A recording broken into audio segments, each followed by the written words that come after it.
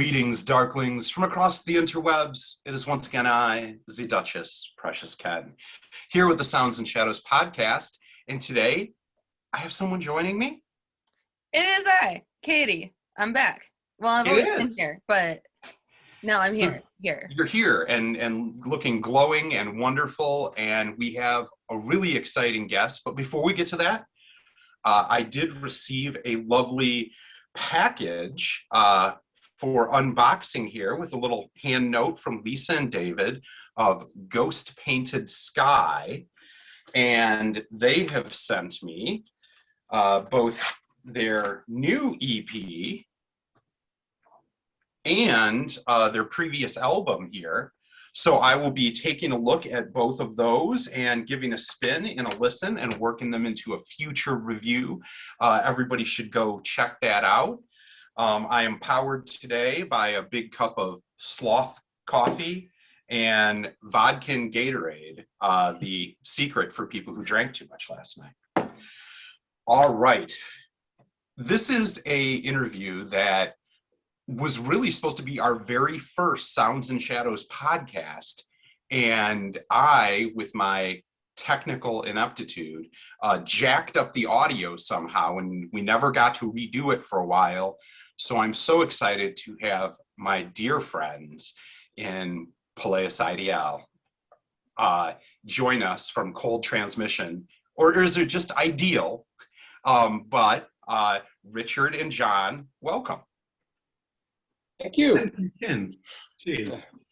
Let's start out, each of you, we'll go Richard and then John. Introduce yourselves, say what you do in the band, and then tell me a little bit about how you found each other, the meet cute, and brought together this project.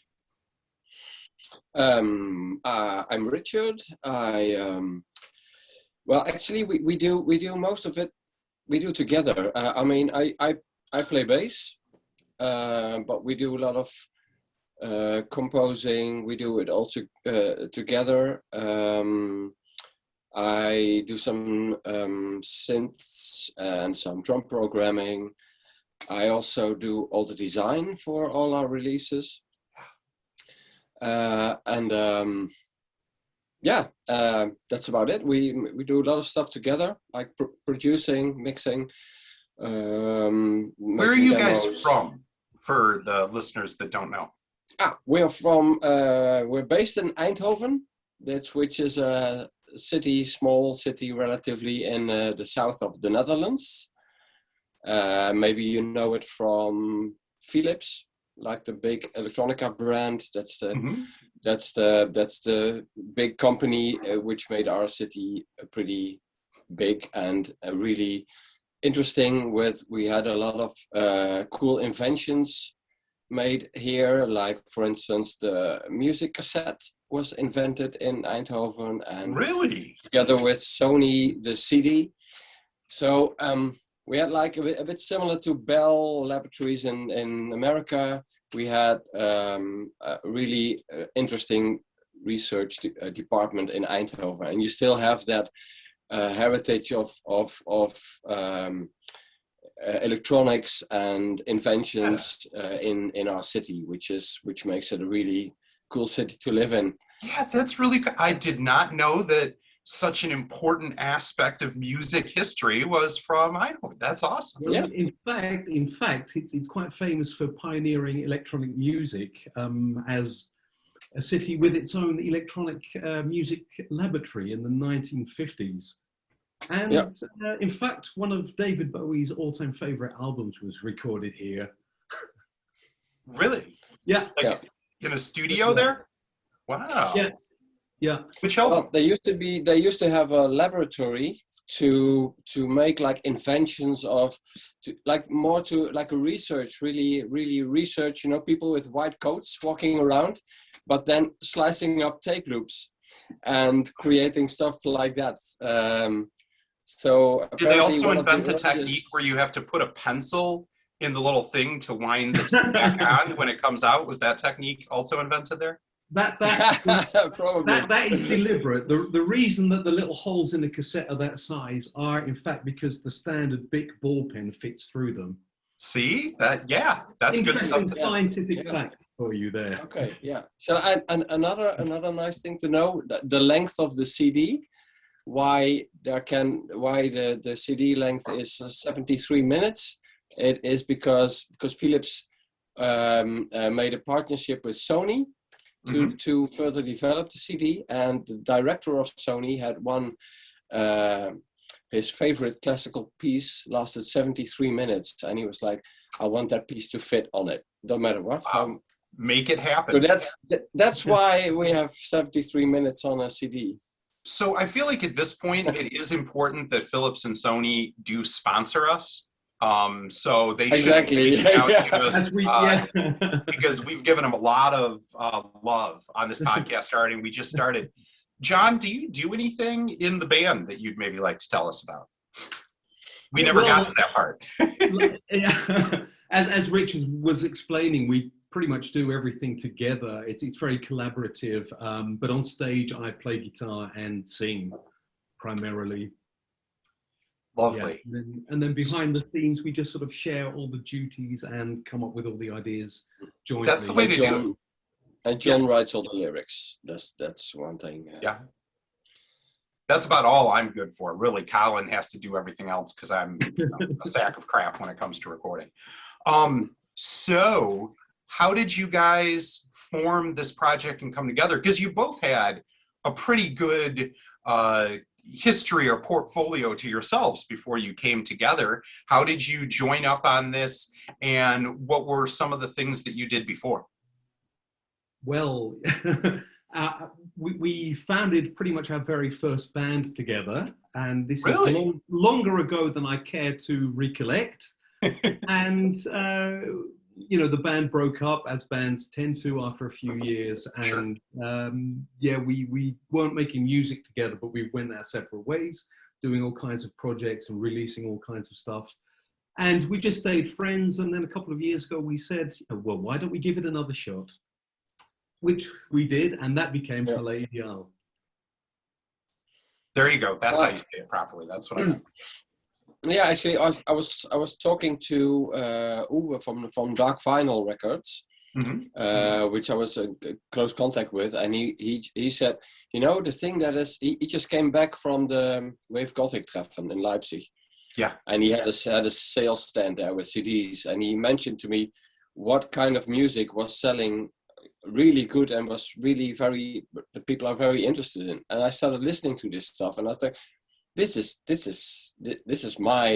are my roots. This is my music. And then coincidentally, the next day, John came by for a coffee, and I mentioned it to him, and he said, why don't we make some of these tracks? So it kind of started very casually, and before we knew it, we had like a few months later, we had a 10-inch out, and then it went like this. So it was bizarre. It was pretty much kind of very much the same music that we were making many years ago when we first started experimenting together. And the resurgence came back around. Yeah.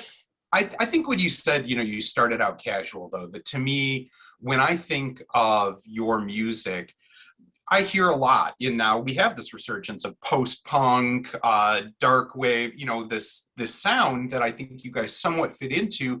But what really sets you apart is it isn't casual. You play a much more progressive style in the vein of like Killing Joke, or I would say like a King Crimson or something that just has really complex ideas and so much going on, and kind of showing off the talent and ability of your instruments. Whereas a lot of, especially cold wave or dark wave or thing, the idea is to be minimalist. And I think what really is interesting is you guys have those same dark tones and concepts, but add in a huge layer of complexity with a lot of overlapping parts and time changes and things going on.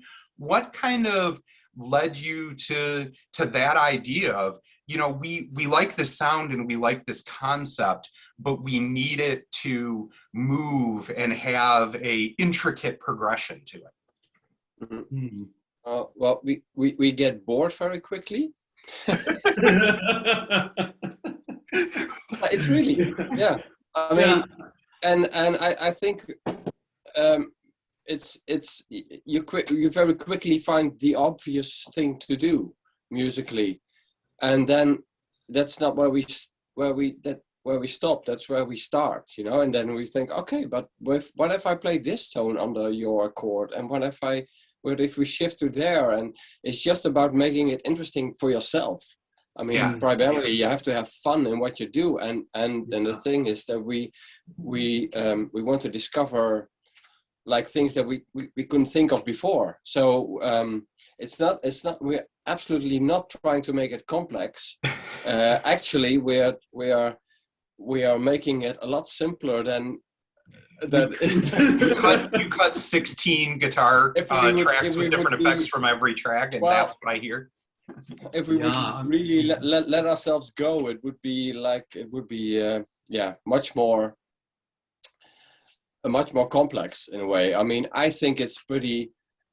Well, the thing is, it's not about minimalist in an arrangement. It's about having a clear, it's about projecting a clear idea with each song, and that's the thing that we are looking for. And if it takes 20 chord changes, it doesn't matter because the idea is clear, and that's that. I think that's the most. No, I agree. Yeah. Well, we kind of come from a fairly sort of arty background because, you know, Richard composes music for ballets and stuff, and, you know, does some experimental releases, and, you know, I basically... Richard does ballets? Well, he writes music for ballets. He doesn't actually do them. The dancing? Okay, I didn't... But, yeah, and, you know, and I kind of basically grew up on progressive rock, so, you know, I just sort of listened to nothing except for Pink Floyd and Genesis until about the age of 15 or whatever, and you know, have some classical training. So what we're sort of doing is trying to, you know, take that theoretical knowledge and then just try and use as little of it as we can, just keep things very simple. But it's always there in the background, you know, you can't sort of get away from what you are musically, I suppose. I think another aspect for me with you guys is that, kind of like you said, it follows a theme and it follows an idea, and somewhat the complexity makes sense within that, because, you know, you guys so far up until now have really done, I don't know, kind of this dystopian sci-fi influence in all of your music, and these themes of how social media is affecting the world in terms of, you know, AI, a lot of, you know, these kind of science fiction ideas. And I think that goes well to the idea of kind of the overlapping complexity of your music kind of has this circuitry feel, you know, almost like, or like a computer pattern or something. For the new album that just came out yesterday on pre-order, very exciting. Tell me what was kind of your central theme going into this, in the same way as you know, captured a central idea in the others. Yeah, I think kind of what was the starting point for this one is the fact that just over a year and a half ago, we were in the middle of a European tour, which was going extremely well, and was quite short due to the pandemic. And, you know, after that, we spent a few weeks at home feeling really, really miserable and angry and sorry for ourselves. And then we decided we need to give ourselves a massive kick up the arse. And in general, that is what the world needs right now, because if you look at things on a grander scale, you know, there's so much just absolutely pointless infighting between people that, you know, should actually be making some effort to come together and work towards a solution. And kind of actually think about what they're saying instead of repeating talking points. Yeah. So it was kind of the combination of that, you know, that anger in a sense, and trying to do something really constructive with it. So, and it's the record is called Negative Space, and so I like that, and I like that idea. How is this idea of a negative space tying into the pandemic and what's happening, where we're all kind of locked down in a tinier place. Yeah, but the title came when I was working on the design, and I was working with, of course, the hexagram, which we always use in our designs, and I was working with trying to because negative space is a term mostly from the art world, yeah, where it's a void. And suddenly I was thinking about it, and I was saying, wow, this is like a perfect metaphor for where we are now, like in this void where nothing is possible. We cannot do gigs. We don't know how long it will take. It's like a nothingness. So in a way, it corresponded really well with, and also the themes that were on the album. It's like a mixture. I feel, to continue on what John said about that we had to stop the tour, and the way we did this album, because it's funny that for us it feels like a really different album from the other ones. And maybe from an objective listener it's not so much, but we really created it, I think, because we weren't able to be together on stage having fun. We took that fun into the rehearsing room, and we just put a recorder on the floor and started jamming, with two guitars. And I just would program a simple beat, a little more like a rhythm box, and just jam and create new stuff. And it was in that way we really worked very different, because we both have like a proper studio. Sure. We can prepare some songs, we can make some sketches, and it's kind of 50% is already done when we take it to the other person, and then we finish it together. But now it was really from scratch.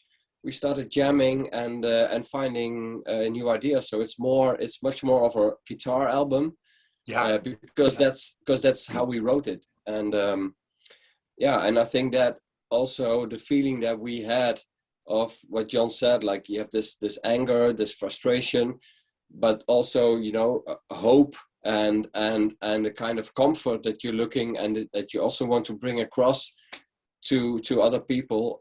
So I think that's all in there, all in the album.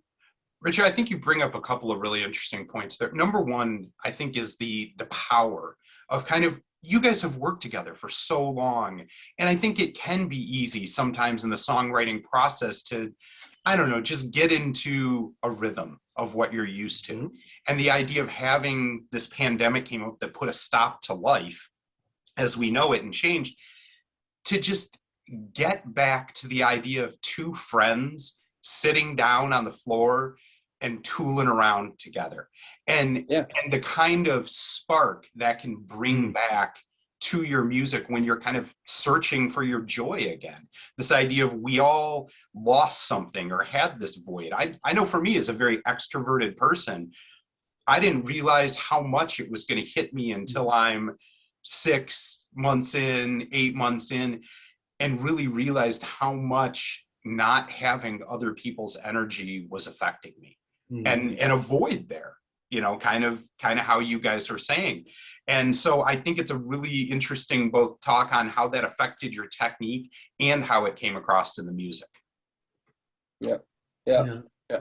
I'm a pretty more introverted person. At least I can really enjoy myself 10 hours a day in my studio without seeing anybody. But I realize that, the moments that I go out there and go on stage, I really need those, even though they're not, because they are not all the time. Right. I realized, oh man, it was like the first times I did some gigs was very emotional. Yeah. So we're starting to get back to the point where shows are a possibility, especially when done. Like when I just went to the Cold Waves Festival, when it's done intelligently. They demanded you show a Vax card at the door. Everyone in the show, when we went in, had masks on. If you go outside or go to the food trucks or something, you know, people would take them off out there. But while you're in the venue with everyone, I mean, I looked around, everybody there had a mask on the whole time. I don't think it's a perfect scenario yet, and we're working towards trying to figure out a path, but it is starting to happen. So as this occurs, what are you guys excited for with a new album under your belt to work towards maybe getting out and playing some live shows again? Yeah, we've got well, we're playing with Clan of Zymox next week, and Oh, is that all? our good friends from Clan of Zymox, with which we've played frequently. But I did know that. I did know you play with them a lot. But to me, every time you tell me that and you're so nonchalant about it, I'm like, okay, sure. I mean, just imagine how that is for us, because, you know, I spent like my 16th birthday listening to their first album on repeat, and little did I know that one day we'd actually be mates. It's quite amazing. But yeah, and then we have the cold transmission. We have a festival where we're playing with Ultrasun in Cologne, Germany later this year. Is that going to be a Blue Shell again? Yes, yeah. So nice. free tickets for you both. See you there. And then we have a whole tour with Ultrasun and Syzygics coming up in February, March of next year. And yeah, hopefully a whole load more stuff after that, because, you know, obviously we cannot wait to get back out there. That is really exciting. We also need to get you over here to either Cold Waves or Absolution Fest or something, and get you over here to the States. Yeah. Fine. Yeah. Just let us know when. You know what? Maybe I'll work on that'll be one of the things for my Sounds and Shadows Festival when I really make it happen. There you go. Oh, got it. Look. Okay. We're already planning it. Yeah, there's no way around that, Ken. Yeah, that's what I hear. People demanded it. Yet another thing I need to get figured out. Yeah. All right. Well, you know, again, because I missed you guys and talked so much, I've been yammering here. Katy, do you have a question for these handsome gentlemen? Yeah. Okay. So in regards to the new album, because you both had to spend so much intimate time with the tracks on your own, like, were there any tracks that you connected with on like a very personal level that you think stands out more than the other? And this answer may differ between the two of you, since one focuses solely on instrumentation and the other on lyrics and stuff.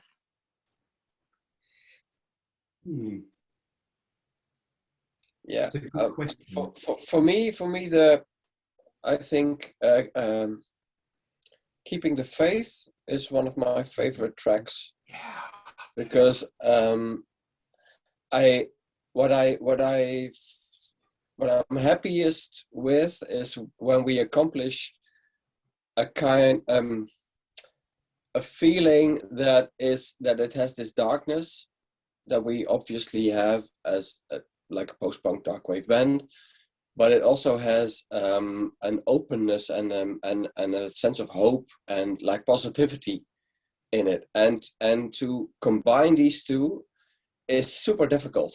It's really easy to make like a really gloomy track, no problem, give me 5 minutes, but you know, to have this complex feeling of like being like really positive but also really depressed, that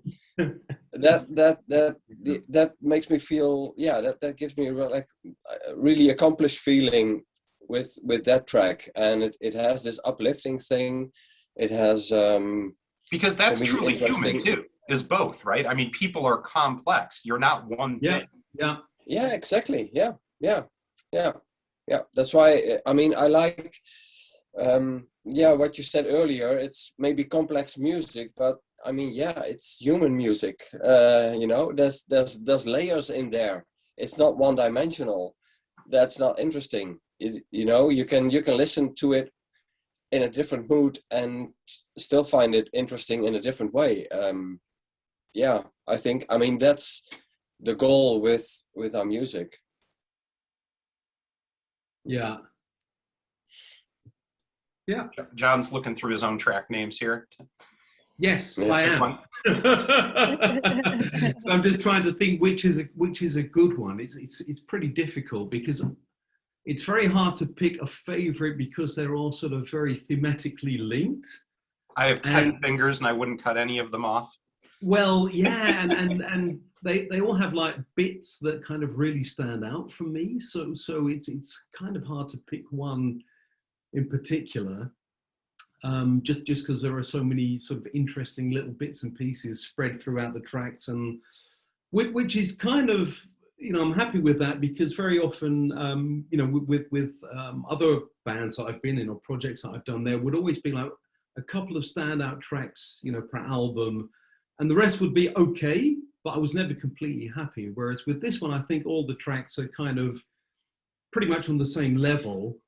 That's not that sounds vaguely arrogant, but not intended to be. There's nothing wrong with being vaguely arrogant or even overtly. It's okay. There's nothing wrong. It's, with it's a great album. I think Like, own that. the Pat thing your is back, also that man. we really work towards an album, Yeah, and not like working on a separate, like a single. We kind of worked pieced it all together as an album. It's kind of, well, again, sort of coming back to like a progressive rock album, like Dark Side of the Moon or whatever. Yeah. There are tracks that jump out, but it works as an album because every single track contributes to the flow overall. So that's kind of what we were going for here, and I think we succeeded. So yeah, I'm very, very happy with all of it, really. Well, I'm just kind of happy with the sort of the overall energy, really, because I was just saying that we were sort of feeling that the world could really do with a sort of kick up the arse and just sort of stop whining and complaining and get out there. Which is why I liked Katy's single so much, by the way, Katy. That's not just... Thank you. I'm so flattered that you listened to it. Shout out to Katy Needs a I Life. really enjoyed that because it kind of, there's this sort of tendency with a lot of, sort of younger musicians just to make everything sound a bit sort of whiny and sort of thinking, God, where's this sort of punk rock energy that teenagers are supposed to have? That's what they're there for, come on. We get a lot of this sort of, people playing ukuleles and doing this sort of ASMR zombie singing, and it just I cannot relate to that at all. So, it's good to sort of see that there are bands out there that sort of do have that energy and that sort of anger. And that's very much what we were going for with this album as well. Yeah. So something that ties together. Well, okay, what were you going to say, Katy? No, it's okay. Go ahead. I was going to say, well, no, it goes into my next question. So you go ahead and ask. Oh, no. It's okay. I can follow up with mine because it was kind of a tangent anyway, so. Well, I was going to say something the two of you have in common, and that I was going to ask about next, is you have the same mastering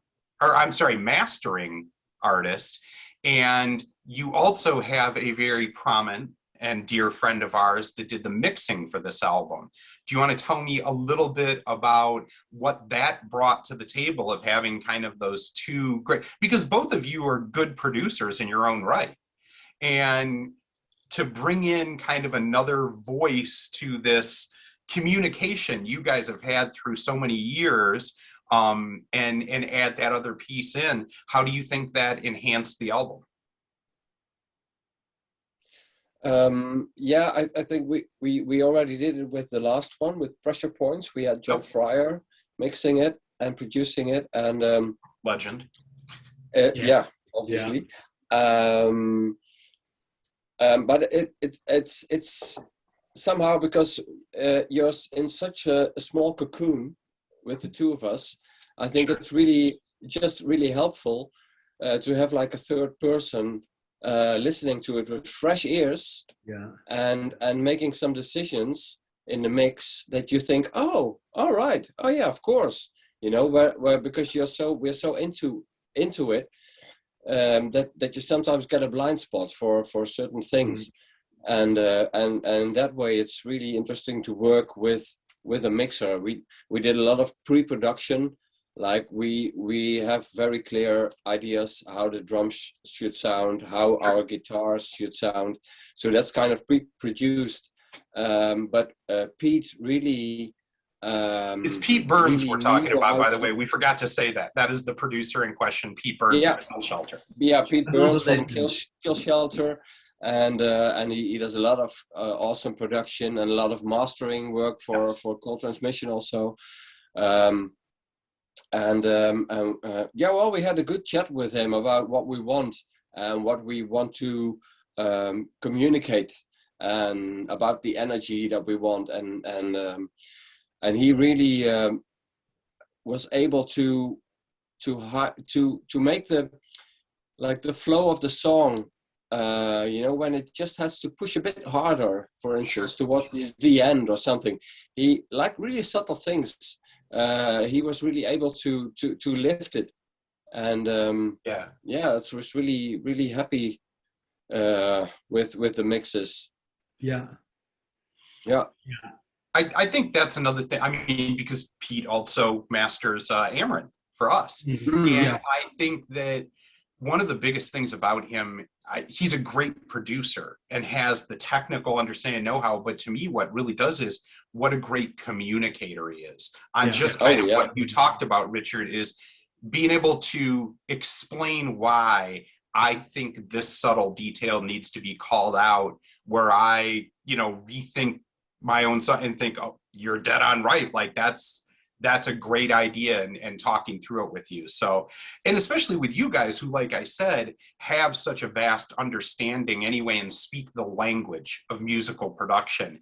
I imagine that just must have been great conversations, having you three minds in a room talking through the subtleties of the sound. Yeah. I mean, it was pretty. It was like I said in the beginning. We had a talk and we explained some things about direction, and then he immediately understood it, and it was like really little things, especially in the end. This was like first mixes. Okay, yeah. No comment. Like perfect, and yeah. The other person we were going to bring up here that did the mastering for both you and for Katy Needs a Life is Jason Corbett of Actors, which that must have been really exciting too. And another person who just, it always amazes me. I mean, writes such great songs, but really does kind of just have a magical ear on how to add a little more shape at the end. Yeah, that's exactly what he did. That's exactly what we wanted him to do. Yeah. I mean, because we did have a very clear idea as to how the album wanted to sound, but we just thought it would be good to bring in, like Richard just said, some fresh ears. Yeah. And, I also know that we're both very, very finicky about details. So if we would have mixed and mastered the whole thing ourselves, it would never get finished probably. And so it was good to just sort of stand back, take some distance, and just say, we want this to sound, kind of really raw, like, a Buzzcocks album or something, but very polished at the same time. And good luck, guys.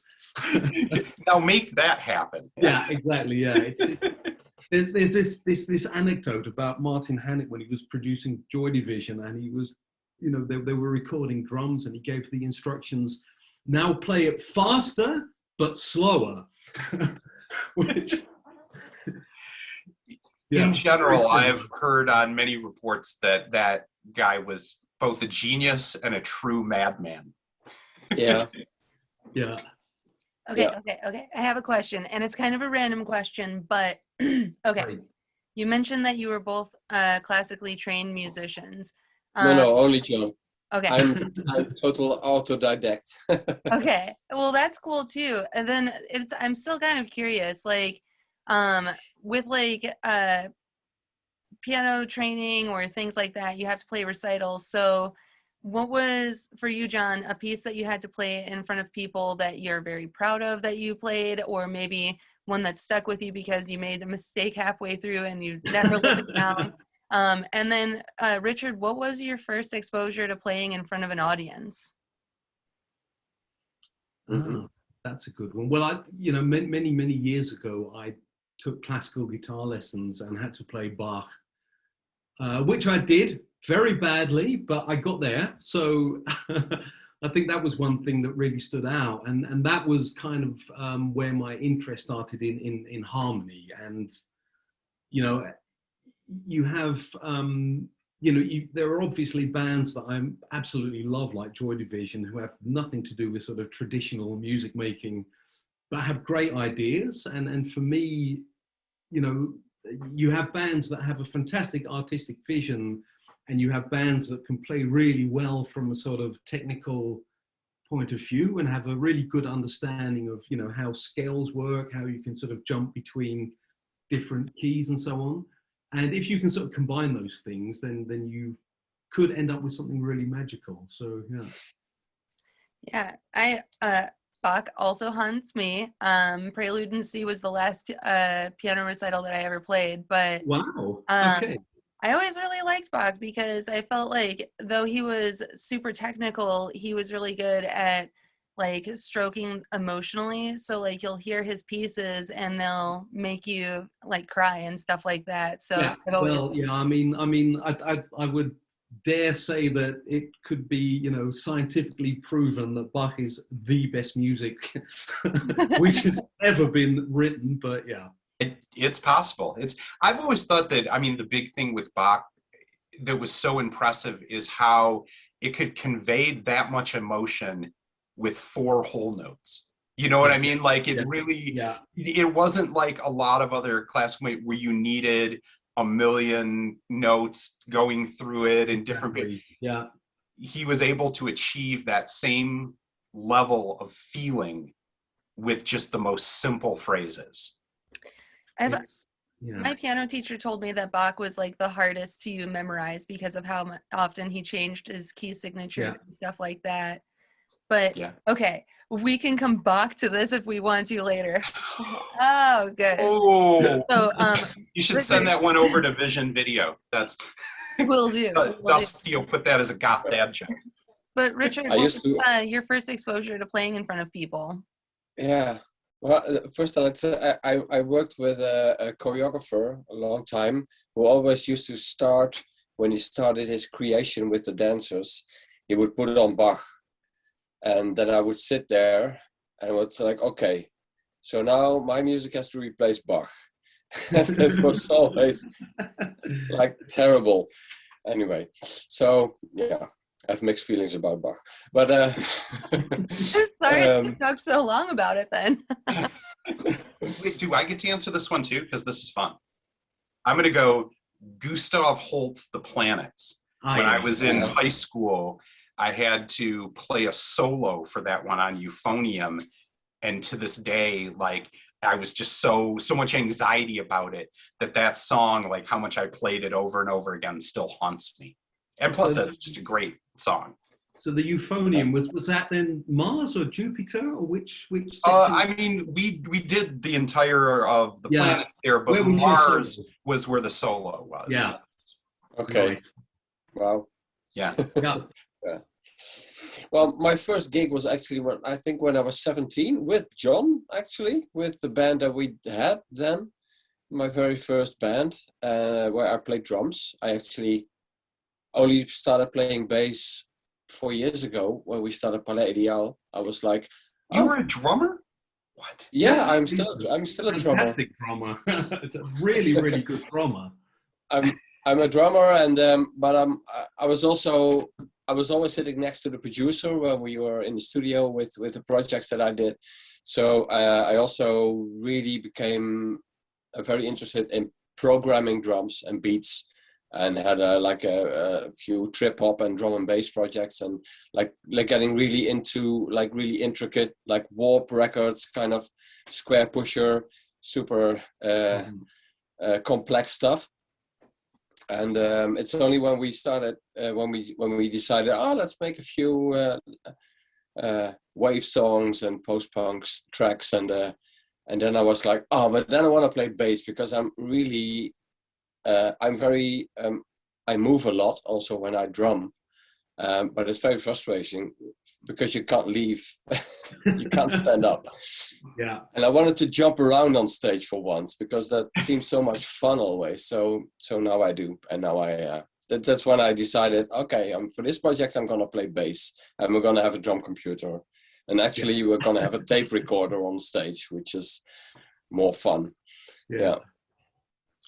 Because obviously there's just the two of us on stage with our tape recorder, so we have to move as much as we can, and playing the bass and guitar is the most obvious thing to do because that gives you some freedom of movement and it's just fun to watch. Whereas if I were to play keyboards and Richard was to go off and drum in the background, it would be a hell of a lot less interesting for the audience. Yeah, well, I think that's the thing that a lot of European acts could learn from American acts.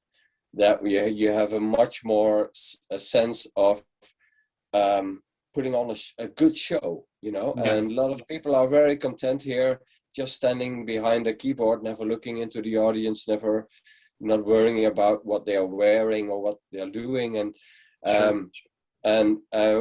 we are. Most of the time we are really the odd one out when we play on a festival with very introverted shoegazy people, not interacting, not moving too much, and we are like jumping around and dancing and but it's not really an act, it's just we're just having a lot of fun.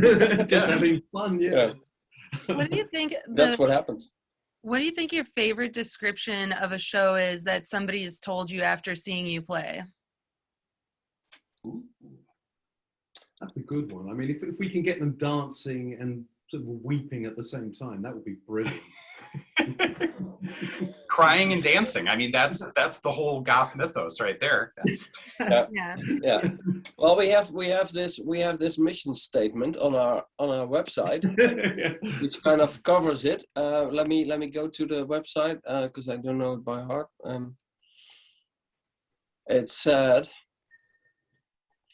post-punk music for emotional engagement, intellectual stimulation, energetic dancing, and nostalgic enjoyment.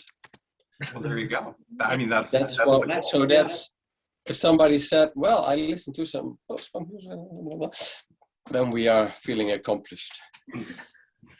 So another thing I wanted to ask you guys about, and Colin's not here to back me up, so I'm going to have to do my best, but I hear a lot of, did you guys use a lot of actual amplifiers and try and get the old school sound that you have, and a lot of it through using vintage equipment, or was it more emulators that you used, or plugins?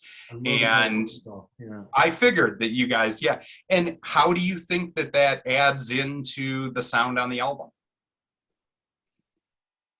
Yeah, it's just if you sort of plug into a certain kind of amplifier or whatever, or use an old synthesizer, it does sort of determine to some extent the way that you're going to play. The sound that you hear back to a certain extent does determine the way in which you play. Did you guys have a particular thing, like a guitar amplifier or a synth or something that you think is very distinctive, that you wanted to have that sound sure that it was included?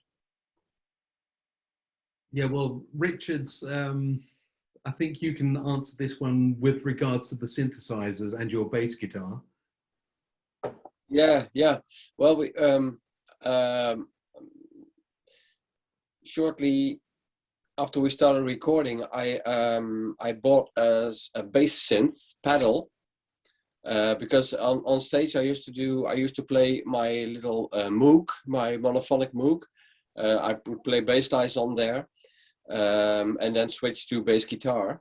And I found a pedal which is really the first pedal that I feel I can play music with. Like the bass synth pedal, which creates a tone that is still musical and it still allows me to articulate my playing.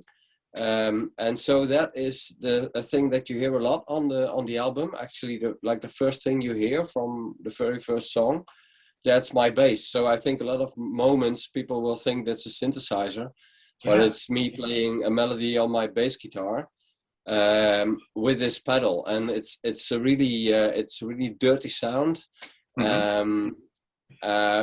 But it's just got this super fast. It reacts super fast, which was always the problem with like when you have like a synth pedal on your guitar. Yeah, that has a delay in the reaction. But finally, this company fixed it, and so that's a really distinct sound that we use that we didn't use before. See, only a drummer or Geddy Lee could do that. Play a synthesizer with their foot while they're playing like that.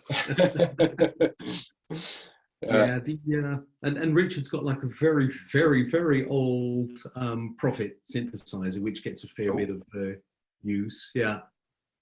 I think we really minimized the instruments that we used, especially the drum sounds are basically this. They're not. It's much more like a drum computer. And on the previous albums, there was like every track had its own specified sounds, and we went for like a more overall sound, which just like limiting ourselves. Like this is the drums that we're gonna work with. And that's it. And then later when we filled in some keyboards, it was mostly done on my Prophet 5. Like play by hand, not much sequencing. There's a few sequence parts, but the rest is all like played by hand. It's very like handiwork album. I mean, we kind of when we went into the recording, we sort of, it's very much like a lot of stuff is almost the first take. So like recording guitars, I'd sort of just say, okay, 3 takes, and if I haven't nailed it by the 3rd one, then just don't bother. Then just write something else.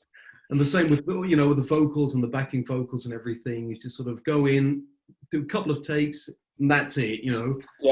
Just to sort of keep it instantaneous and sort of in that whole sort of punk ethic, really. We didn't polish every little mistake out, every little slip. We just left it in because I think it kind of makes it more human. It makes it it's okay, and And I think it adds back to kind of the overall concept of the album when I hear you say that, of kind of getting back to punk rock, of look, the world is in a hole right now, and this album is kind of punching your way out. And that isn't always a perfect, beautiful, clean thing that has to be an ivory tower. It's dirty and guts and blood and and having that on the album I think is important to conveying that. That's a good way of putting it. I think that there are even a few tracks on there which are just like a rehearsal recording that we did, that we just kept like on a few songs. It's like, actually, why should I play it again? Maybe there's there's a bit more hiss on it now, whatever. But I played it. I hear that I played it with the spontaneity that I just invented this riff 1 minute ago, and you hear that, and let's keep it. I mean, that's obviously a thing that's lacking in a lot of music, especially because pretty much everyone has access to every production tool that ever existed in software form. You can just sort of come up with something and spend forever polishing it without sort of actually asking whether the initial idea was all that good. Sure. So sort of rabbit hole that it's easy to sort of get lost down. So again, like with the guitars, I used to have like a very, very polished sound with, playing primarily Gretsch's and PRS guitars and, which are very sort of fusiony, nice sounding guitars. And for this sort of album, I just bought a very, very old, beaten up custom shop Stratocaster, and it was just perfect for this. it's not pretty, but it does sort of convey exactly what it needs to convey. Like an old American David Gilmour type Stratocaster, It's or a black Stratocaster. Yeah, exactly. Yeah, exactly like David Gilmour's. nice. And, That's awesome. and it was, yeah. I mean, it's just sort of like thinking, you know, what sounds really rough and punky, and what would have people played back in the day, you know. Richard's got a very, very sort of old vintage Fender bass, and just somehow that sort of instrumentation works really well with the electronics. Just makes it that bit more sort of human and rock and roll. But it's funny how much like the instrument influences what you play, because when you create on a certain instrument which communicates back to you in a certain way, you know, you play totally different stuff. And I love that. I love that you said that. The idea that, you know, I mean, we have a particular guitar that we're used to, or we like, or a bass or something like that. And you think of the way of how you play it, but also having a certain instrument in your hand plays you. And I've never really thought, but when you just said that, it's true. Like it's an energy, it's an attitude. Like John just said, like having a Gretsch in your hands, to me, I feel fancy. I feel a little more pristine. Whereas if I'm playing the SG, it's more, you know, that's tooth and nail. So that's a great, I love that. Katy, did you have a parting shot question before I go into mine? Oh man, I don't know which way to go about this. I feel like I want to ask 2 questions at once, and you can answer both of them or neither of them, depending on how comfortable you are with these questions, because they're a little bit invasive. One of them is a throwback question. Are there any traditions that you like to do when you're recording or when you're about to go up on stage, like anything that you like to do first? And then this one's a little bit personal. Do you have any pets? We always no like to pets, ask that. No pets for me, because I'm allergic to pretty much everything in existence. So that one's easy to answer.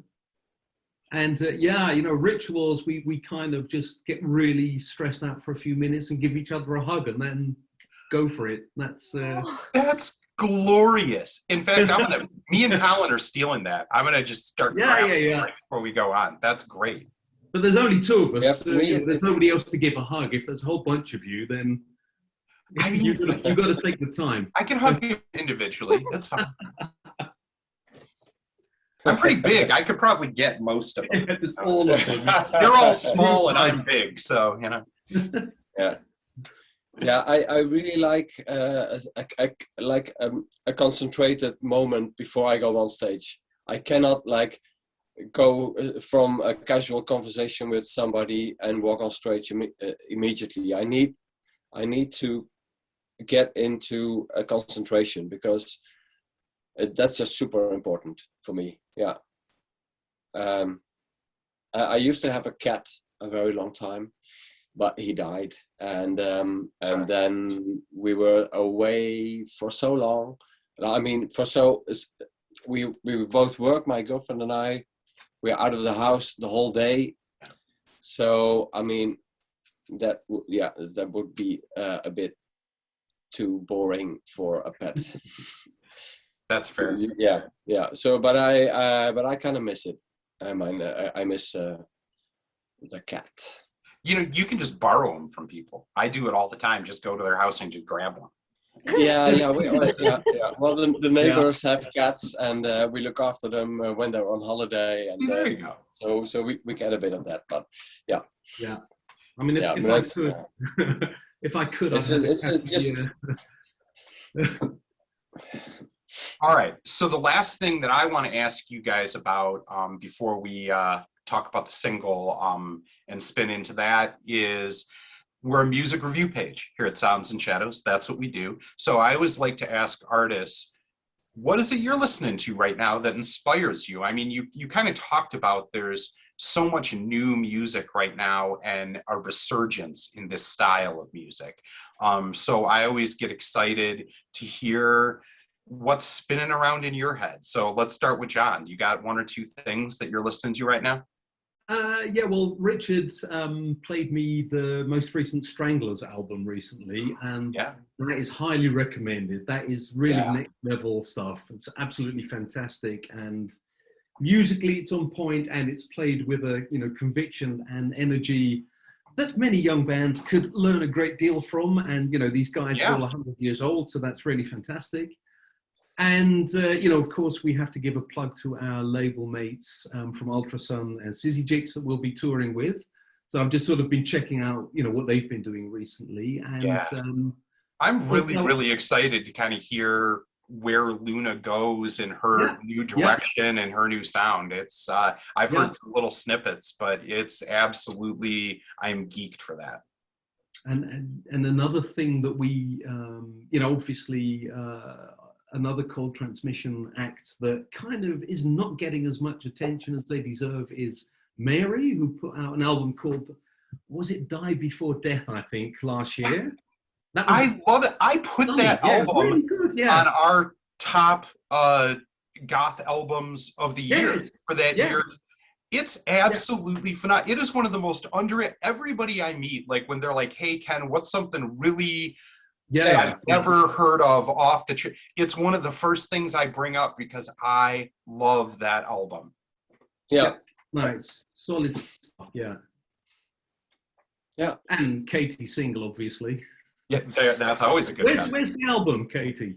It's coming out in January. I've been kind of sitting on it for a little while, but the whole thing comes out, and I put out a few tracks, but the best is yet to come. And it's all kind of in a similar vein to the single that we've heard. Yeah, it's like sad pop. Okay, cool. Yeah. My favorite single hasn't come out yet. I'm waiting for that one. I'm excited. Yeah, it has its peaks and valleys. Richard, do you have anything that you want to add in of somebody that you're listening to right now? That's well, I listen to such diverse things all the time. That's okay.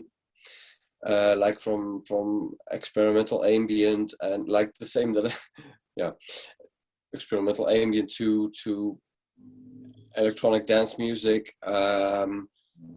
And one act that I really like is John Grant. You know him? Yeah, I know John. Yeah, he's in the Sounds and Shadows Facebook group. Oh, really? Yeah. Oh, wow. Okay.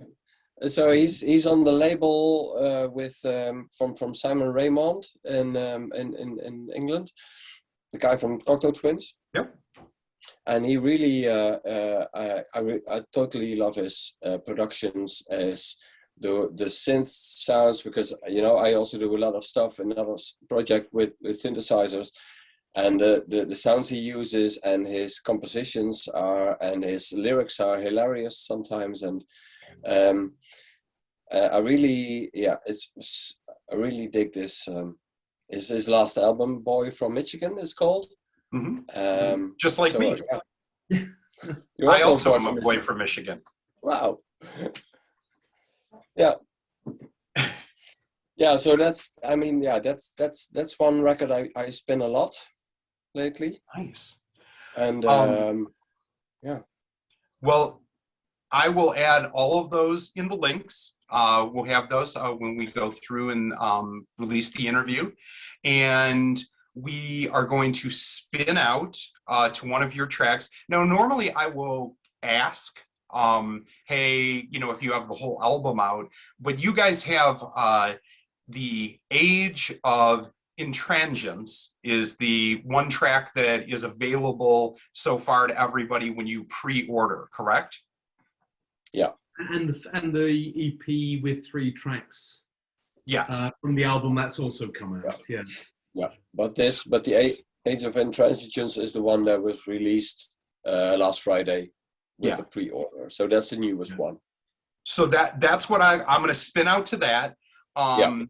And I am really excited for this album to come out. I have a full written review coming out for it. And I just look forward to seeing you guys getting a chance to get back on the road and back to doing what you're doing.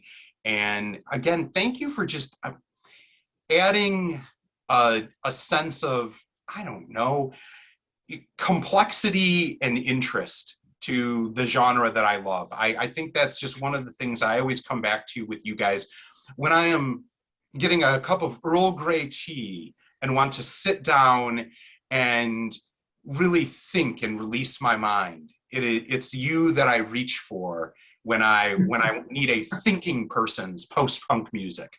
So I highly recommend to everybody, go pick up the newest album on here, released on Cold Transmission Records, Negative Space. Links will be down below. And this is the track, Age of Intransience. This has been us at this has been us at Sounds and Shadows. I almost said Cold Transmission. They're great too. At Sounds and Shadows for the podcast. Everybody out there, keep it dark, yo.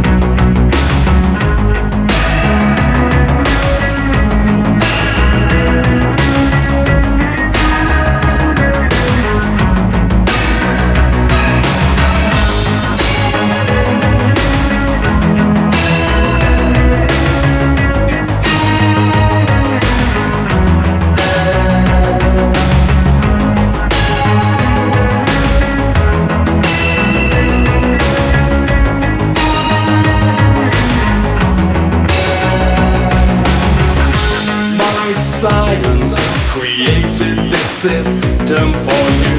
I've nothing more to give, I've nothing left to lose.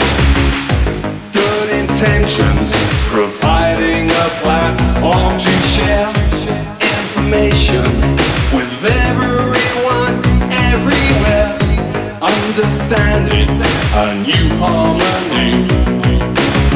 Communication and literacy.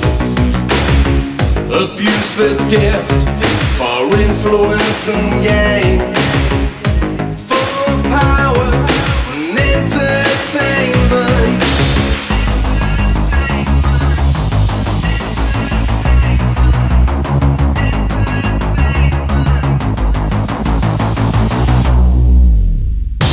Decoding, auto-correcting the life, restoring data that you can't hide, distorting the fabrication. In fact, I am the sensor.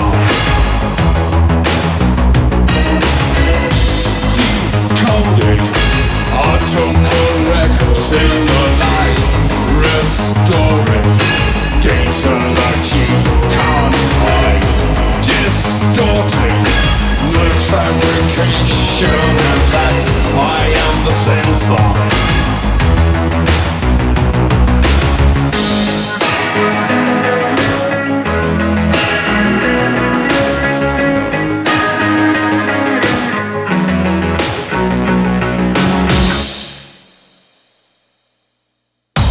My conscience successfully merged with machine. Analyzing, there's nothing that I can't see. Disinformation, inaccuracy, omissions, humanity. Understanding a new harmony. Communication and literacy. Abuse this gift for influence and gain, for power and entertainment. Decoding, auto-correcting the story, data that you can't hide, distorting the fabrication. In fact, I am the sensor, decoding autocorrect in the life, restoring data